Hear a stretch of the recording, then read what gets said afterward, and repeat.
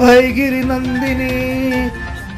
नंदिनी नंदित मेदिनी विश्व विनोदिनी नंदिनुते गिरिवरविंद शिरोदिनी वासिनी विष्णु विलासिनी जिष्णुनुते भगवती हे शितिकंठ कुटुंबिनी भूरि कृते जय जय हे महिषासुर मर्दिनी रम्यक परदिनी शैल जय जय हे महिषासुर मर्दिनी रम्यक परदिनी शैलसुते जय जय हे महिषासुर मर्दिनी रम्यक परदिनी शैलसुते। नमस्कार, जय अंबा माते की जय। आपण आहोत कामाठीपुरा येथे जर आपण पाहिलं तर सगळे आपल्या महिला भगिनी आहेत आणि इथे विशेषतः चांदीच्या देवीची प्राणप्रतिष्ठा करण्यात येते आणि एक वेगळ्या पद्धतीचा इथे गरबा होतो, खास महिलांचा गरबा असतो। गुजराती त्याला काही जण गरबी म्हणतात। आपण तुम्हाताई आहेत त्यांच्याशी संवाद साधतो। ताई नमस्कार, आपलं स्वागत आहे। कशा पद्धतीने आपण हा आपला नवरात्रोत्सव साजरा करीत असतो? नवरात्रोत्सव आमच्या चौथा कामाठीपुरामध्ये एवढा चांगला नवरात्रोत्सव होतो की कुठल्याही गल्लीमध्ये होत नसेल। बाहेरचा कुंभारवाडा असो, खेतवाडी असो, या प्रत्येक गल्लीतल्या समजा आमच्या गल्लीत येऊन लोक खेळतात। वैशिष्ट्य काय आहे? वैशिष्ट्य म्हणजे काय ही मूर्ती चांदीची मूर्ती आणि मध्ये आहे गल्लीच्या, याच्यामुळे यांच्या अवत्याभोवती देवीच्या अवत्याभोवती खेळायला भेटतं म्हणून लोक इकडे येतात। हा एक वैशिष्ट्य आमच्या इकडे। महिलांचा विशेषतः प्रतिसाद लाभतो का याला? खूप प्रतिसाद लागतो।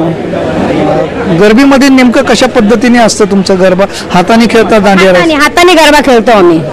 त्यावेळेला काय गाणं गायलं जातं की नाही, आमचे डीजे लागतात ना, डीजे वरती डान्स होतो सगळ्यांचा, हातानेच गरबा खेळतो। साधारण कशा पद्धतीचे गाणी? साधारण म्हणजे सगळं आता देवीचे असतात, आता गुजराती गाणे असतात, ज्यांचं जसं मन होईल तसं खेळतात। कोणाला काही अभियंता नाही की असं खेळू नका म्हणून, जशी तुमची मर्जी तसे खेळा।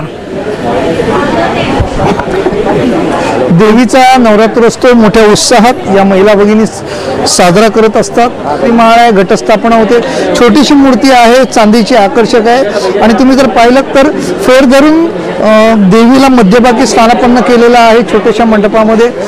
बाकी दोन इमारतींच्या मध्ये जवळपास 22 ते 23 फुटाच्या जागेमध्ये हा गरबा खेळला जातो आणि देवीला मध्यभागी ठेवून वर्तुळाकार हा गरबा होत असतो।